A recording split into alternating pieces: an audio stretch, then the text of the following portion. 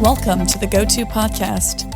Each episode covers the brightest and boldest ideas from the world's leading experts in software development. Tune in for practical lessons, compelling theories, and plenty of inspiration. GOTO gathers the brightest minds in the software community to help developers tackle projects today, plan for tomorrow, and create a better future. Stay up to date with the latest in tech through GOTO's top-rated events held online and in person in cities like Amsterdam, London, Copenhagen, and Chicago, and by subscribing to the GOTO Conference's YouTube channel, where you can find thousands more high-quality dev talks. Learn more at gotopia.tech. Welcome, everyone. Kevin Carpenter, and I'm with Patrice Roy, and we're with GOTO Book Club, and we're here to talk about Patrice's new book, Memory Management in C++, which I have to say, Patrice, I love chatting with you, but I always love picking on your experience, and I'm not great with memory management, which is why I'm here with you. Well, I don't believe you, but you're very sweet. Let's just say, okay, so in a little bit of a cheat note, I did get to edit your book, right? And that was one of the reasons why I'm so happy to get to talk to you about it, because when I got offered the opportunity, I'd already done one book with PAC, and they're like, well, we have this other project. I'm like, I don't want to do another project. And they're like, but it's Patrice Roy, and he's got, it's Patrice. Okay. You're very nice. You're very nice. It was an honor. I was granted very good technical reviewers. I was lucky. So, okay, I can tell everybody a lot about you, but introduce yourself, because then you can give your credentials, which I definitely won't. All my experience is personal. My credentials. I've been programming since the 1990s, early so. So I've been doing C++ for way over 30 years now.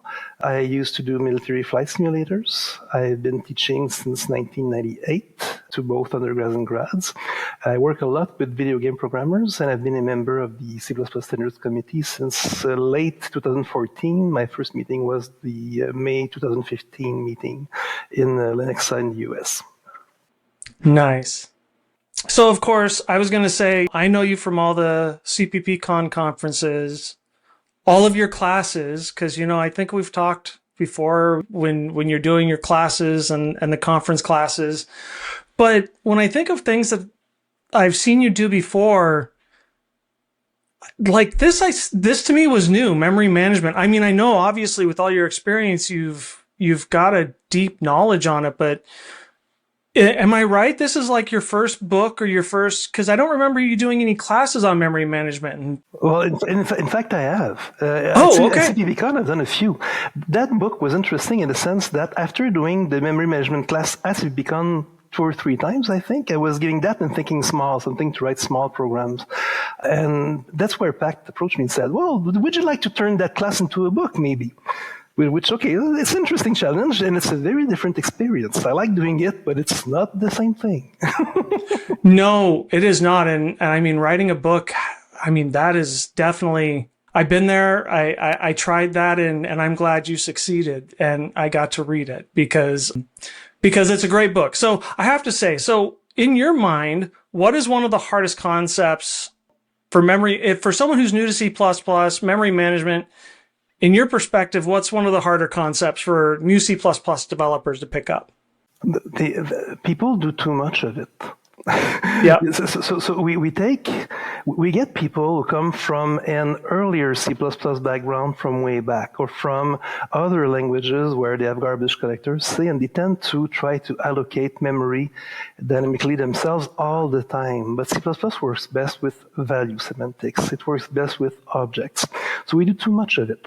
The book is not to tell you, never do it. But if you need to do it, now here are some ways to not get yourself into trouble and to get success out of it and everything. But most of the time, you shouldn't use it. The point of C++, the best angle for C++ is to kind of avoid this thing unless there's a need. But there are needs, and I think there was a need for the book. Do you think a lot of that need, and I'll ask this more specifically later, because it's like I definitely have code bases that I've worked on that are Microsoft Foundation classes, and that I think ages itself right there. Yeah. But with all the talk that we went through in the past couple of years about security and everything else, knowing how to manage C++ memory right keeps security solid. Would that be a fair statement? Yeah. Or it assists in it? Well, we have all the tools to do things right these days. So the metaphors that we're using with iterators and algorithms, they reduce the number of bugs tremendously. We have good containers that handle memory for us, vectors, strings, and such lists. They're good at what they do. So when we do need to write them ourselves and get our hands dirty, we have to know what we're doing. But all the tools are there to do something safe and clean. There's still some subtle things with lifetime in C++ that are hard to solve, like binding to a reference that's to something that's not there anymore. We can get in trouble with that still today, but we are getting better. The book is not about safety, but it does emphasize proper ways of doing these things without getting too much in trouble. Yeah. No, and that's where I agree. It is definitely not about safety, but I think of the way that you've written things, the way that you pull a lot of comments where it's like, okay, you can do this, but if you're doing it, you're probably doing it wrong. Or if you're doing this, remember, it's your own foot you're shooting off, and you really shouldn't do it this way, kind of thing. I did take a risk. You read the book, so you remember one of the early chapters is things you shouldn't do, really. Yes. but when we go low level, we have to do them sometimes. But yes. If you have to do them, please do them right. Please understand that some things, they might work on your compiler, but they're not really working. It's just an accident, really. Or it's just something non-portable, and you're gonna get into trouble. But there are tools. They exist. Yes. This is C++. You can do what you need to do. Do it right. So yeah, I thought it risky to put a chapter early on things you shouldn't do. It felt weird, but it seems to have worked. So I'm kind of happy about that. But I will say, like, in all of the chapters, the thing that I really liked is your code examples and the way you wrote the code examples, like, some of them are really concise. And what I mean by that, it's not like I'm going to necessarily copy out the particular piece of code, drop it in the compiler, and make it run. Now, that doesn't mean you can't, because I tested every piece of code. But the way that you wrote the comments in a particular piece of code, like you're showing how if I assert this value, it should be this. If I assert this, it should be that. But then right there clearly in the code, you're like, this assert's going to fail because we shouldn't have done it this way. Maybe it's a tick or something like that. I've been teaching for a long while. Yeah. So I like examples that convey information in few words without being too obscure. I'm trying to do that. It's not always possible. You might remember the later chapters where I deal with containers. When you do get your hands dirty and do the very efficient little memory management stuff, it's hard to understand. It's something you need to test. But I tried to keep most of them small and understandable. I'm glad if you're telling me it shines through. I'm very happy about that. Yeah, no, and you're absolutely right. As you get into those later chapters when you're building your own container and such, I was definitely putting that code in the compiler, stepping through it.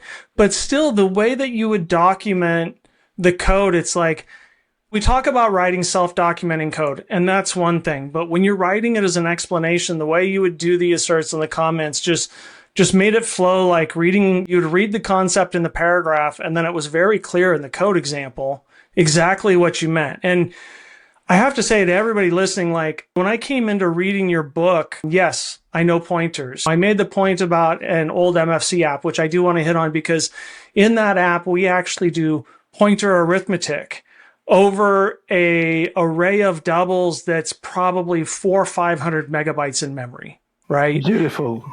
and it's incredibly fast. So it's like, and to that part of me was going, I got to ask you, when you consider like std array, which of course would give you your finite size and make it so you can't run off the end and give you all those kind of safety items, do we give up a lot in speed if you go from an old C-style array of doubles, I'd say, to using std array? It's not the same use case.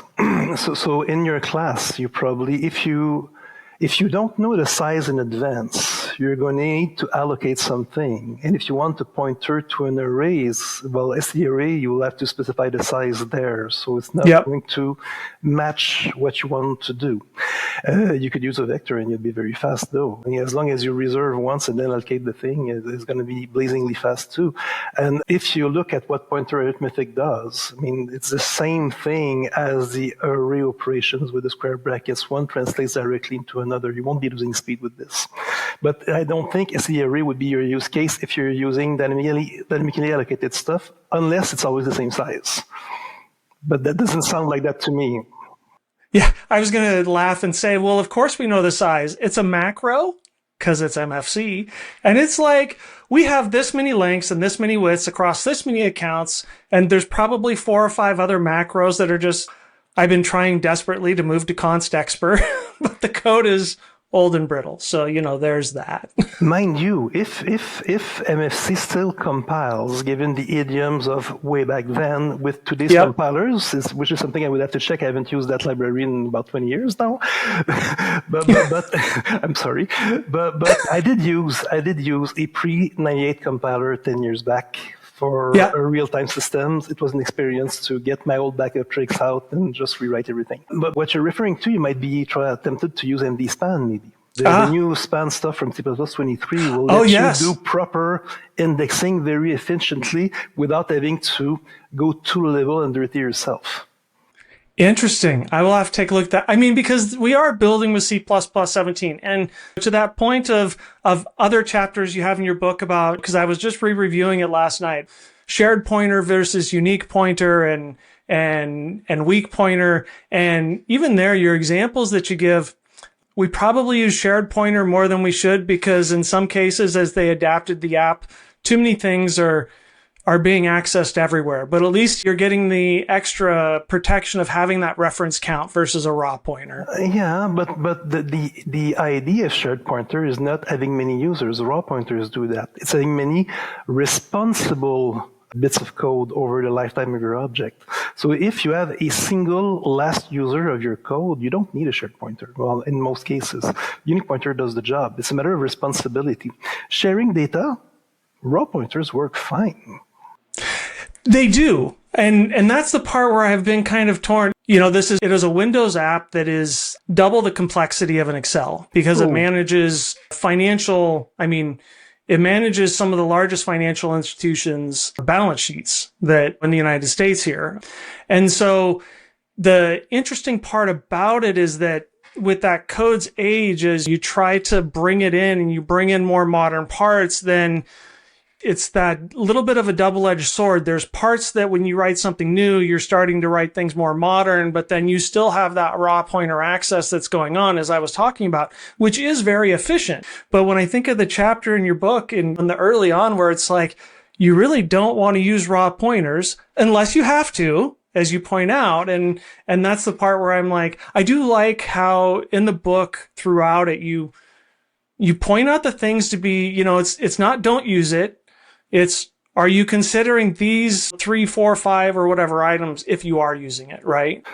The kind of message we're trying, the committee members, I think these days, what we're trying to convey to our users is that if you get a raw pointer as an argument to a function, it's telling you you're not responsible for it.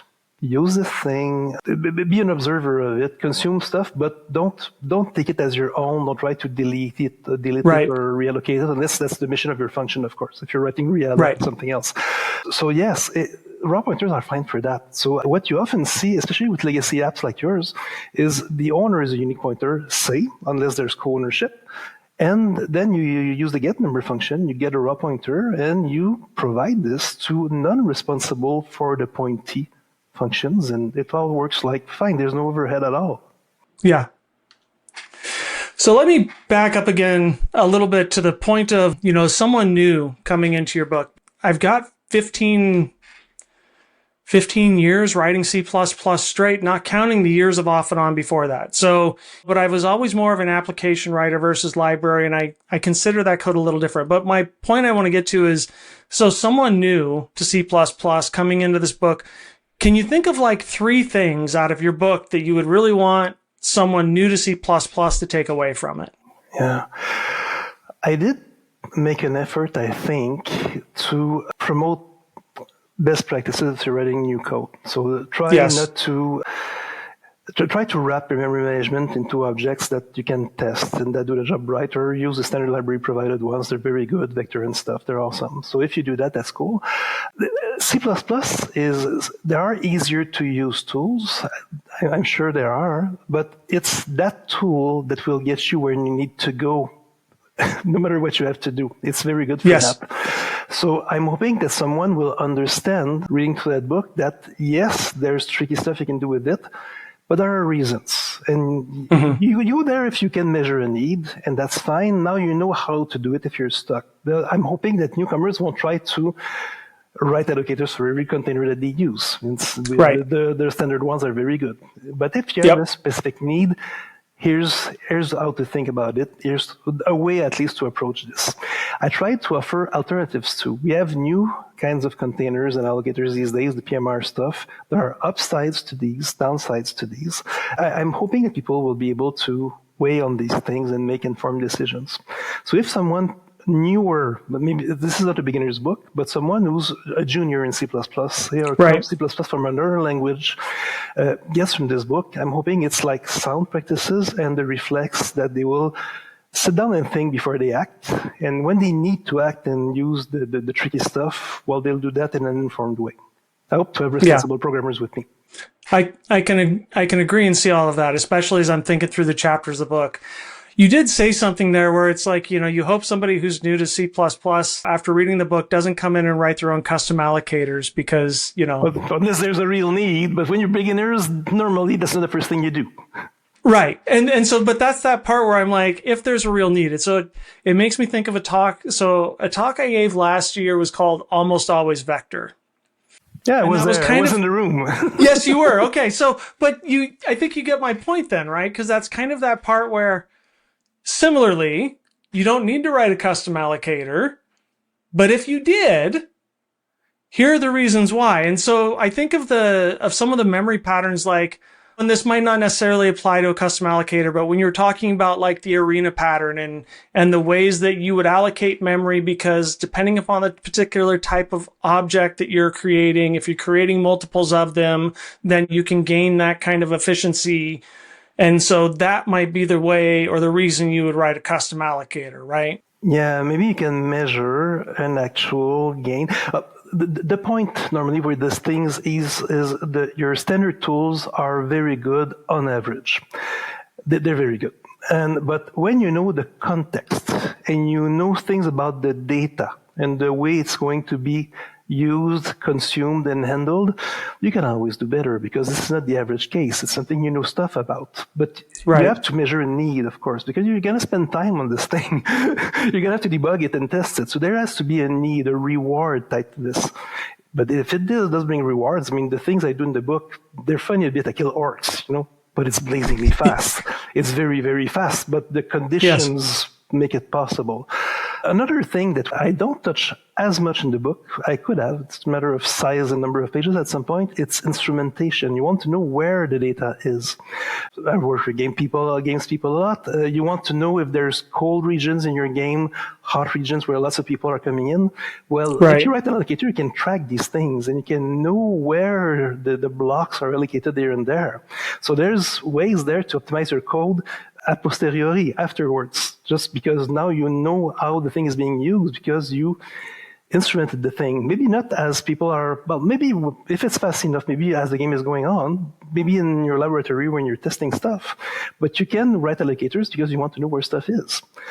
This is, in both cases, arena style stuff and instrumentation stuff, PMR makes it easier than the old style allocators. But there's costs. PMR, you're incurring a virtual function call every time.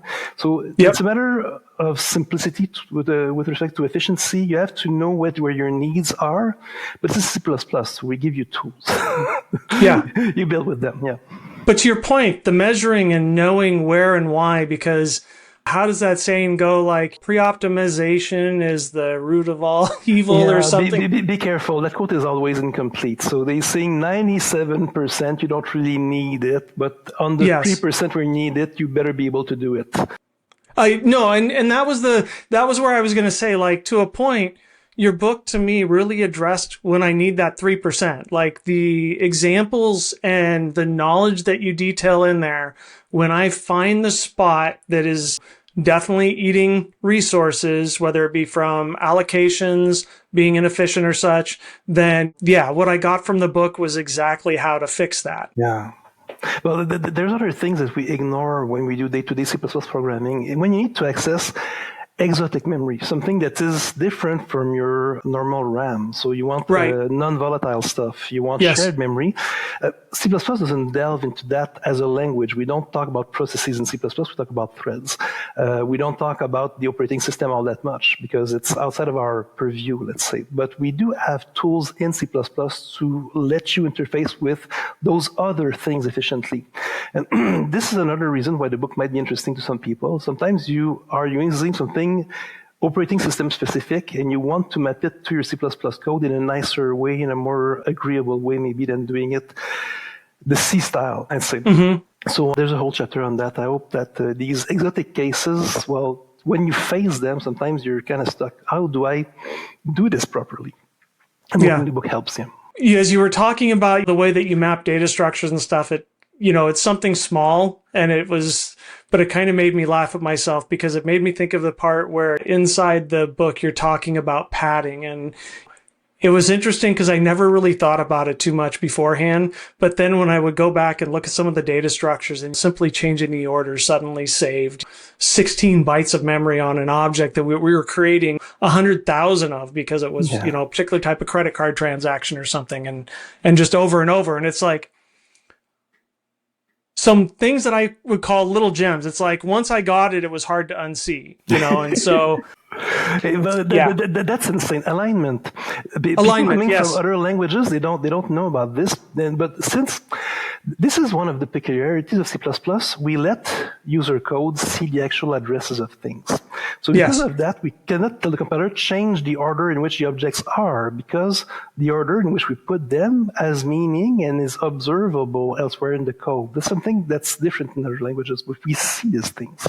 So if we put things without taking care of alignment, or without considering it, yes, we can make the objects significantly bigger than they should be, maybe. But you have to be careful. There's other considerations. When you have multi-threading, sometimes you want to keep things apart. Sometimes you want to keep them close by. It depends on the kind of code you're writing. But you have to be aware of that to be efficient. And yes, indeed, if you want to use your cache efficiently, well, alignment has a big effect on your size and thus on your speed today. It's crazy. So that makes me think with the cache alignment and such. So that takes me back to the part that you have in there about shared pointer when we're looking at that and about, whether you use shared pointer or make shared. And so I'm curious, in your experience, what is that difference like of having the counter ending up being on a separate cache line from the rest of the allocation? Is that does that end up becoming a big performance hit depending upon the type of objects that you're creating and the speed of them? Well, the short answer is yes. The longer answer is it's kind of fun. When I teach that thing in the classroom, I mime it. I take students on different tables, and one of them is the counter, the other one is the pointer to the object. But the thing is, you have to, with each access of your shared pointer, let's say you pass it to a function or return it from a function or something like that, well, you hit 2 cache lines at once. So there's a limit to the number of cache lines that you can access efficiently in a machine. So you're taking them away for no reason. So there's less left to do other interesting stuff.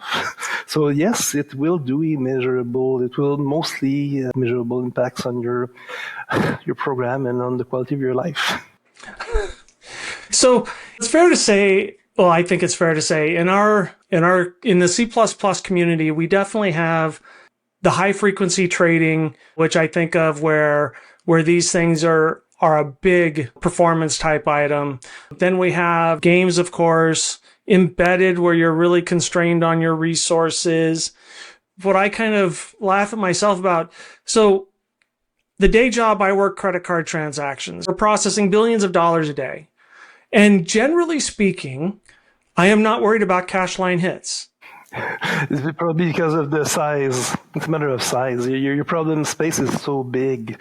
Exactly. Do they come in as arrays of transactions? So In a way, yes. I mean, a lot of our transactions, we do a bunch of JSON, which ends up, of course, representing as a map, as a stood map. And then actually, as they are passed down through the system, they finally end up becoming raw, pretty much arrays of data, whether it's arrays of unions or what's the word I'm trying to say? Once you break down, it's like the actual credit card transaction itself comes down to an integer, another integer, and another integer. Yeah. Because the card number represents as an integer, the date represents as an integer, and what people don't realize is actually the dollar amount represents as an integer. Yeah. In the specifications. And so, yeah, that part ends up getting passed around really quick. And so it's interesting because as the data comes in and we're actually working with it, it trims down before it actually gets processed, because you actually, it's like you go to charge your hotel and they're actually sending, you had a queen bed in your hotel room and everything else in the transaction because of fraud controls. But then, of course, it does break down the data. But to your point, the problem space is it's just huge, right? And so but that's the part where it's like, there's a lot of tips that I got going through the book that makes me look at the code that I write now differently and with more care. I'm touched.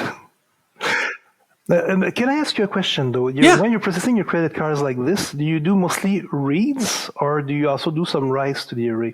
Because that will make a big difference in your code. If you have two cache lines accessed concurrently by two different threads in your code, one of them does a write, it's going to wreak havoc in your performance. But if you're doing reads concurrently, nobody cares. It's going to be very fast. So there's two sides of credit card transactions. One is the authorization, and that's a pretty not parallel, but concurrent situation, because they're all coming in at different times.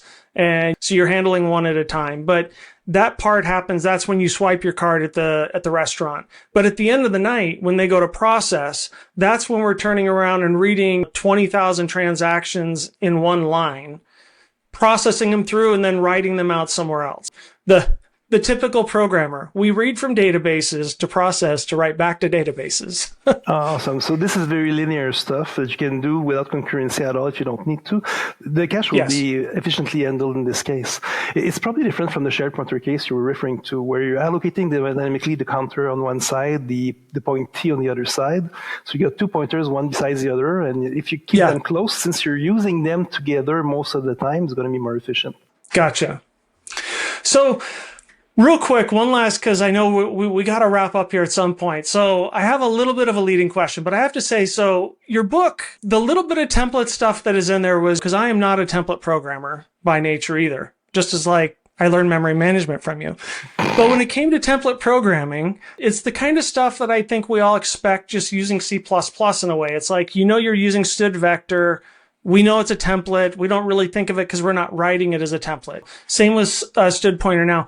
In some of your examples, when we start writing our own container, even that little bit of template stuff was, I'm going to say template easy, kind of like I didn't need to know a lot of template foo, as we would say, in order to go through your memory management book. You're very sweet. But is that generally the case with the memory management, that, it's template stuff, but it's not like getting big into generic programming, right? No, you don't. I'm sure you can find use cases for complicated stuff if you look for it. What I tend to find useful, do you remember there's a chapter on deferred reclamation, kind of garbage collector-ish? So if you want to finalize the objects you're pointing to, it's kind of nice to remember somehow what you were pointing to. So being able to wrap this in a function that itself remembers the type of the thing you have to destroy, it's kind of a neat trick that I stole from Kazuniri. I love it. So there's these tricks there that are template-ish, not necessarily too hard, but mixed with function pointers, you can go a long way with that. Yes, I do remember that. That's very cool. And I have to say, some of the other parts that I really liked when you broke into new and delete and the details of how new is actually a two-step operation, and then you're customizing new so that you can turn it into a tool to watch your allocations and deallocations. And so, but back to my generic part. So next we're going to work on a generic book, right? Yeah, we started working on that. My next book, the first chapter is written now. It's done. I think it's going to be nice. I'm trying to, the way I'm approaching this is again turning one of my classes into a book, but of course it's never the same thing as you can know. So I gave a class a few years back called Generic Programming from Strange to Normal. So it starts looking weird and wondering why you would use that thing and what are the benefits. And then you're progressing and learning stuff, gradually speaking. You're having fun, and at some point it just becomes normal programming, and that's the beauty of it. And I can get you there with C++ because it's such a cool language. So first chapter right now, I'm working on developing an intuition of what's the point with this thing. And if you have questions about deeper template programming, I'm going to get there. But I'm planning this not as an expert book, as a book for someone who wants to understand what he or she is doing going through this. So there will be expertable stuff, but I'll build all the way to make it understandable for people. So I'm hoping that they will be as happy with this book as you were with the memory management book, and that they will think that they learned something and understood something from it. Well, I do look forward to that. I really do, because generic programming is also not something that's my forte. I do want to end with, I think Patrice has made clear, like, this is not, if you're first and new to C++, even, this is not the first book you want to pick up. But I want to say from my experience going into this, even with 10 years of programming or less, I never really, outside of some raw pointers and such, I didn't do a lot of memory management. I certainly didn't do things to the level that Patrice has in his book. And so, whereas there were chapters that I definitely pored over more than once, the book was really accessible. Like the examples, as we kind of talked about, really were easy to follow, even if it took me once or twice reading through it, and I think there's a benefit to that, right? You're doing the mental CPU work, which is where I think we really learn. At least for me, it's like that trying to lift a weight up the first time. It's a bit of a struggle, but then once you get it, you're like, oh yeah, that.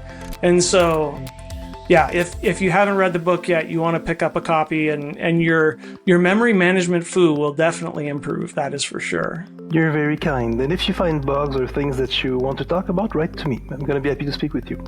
That's excellent.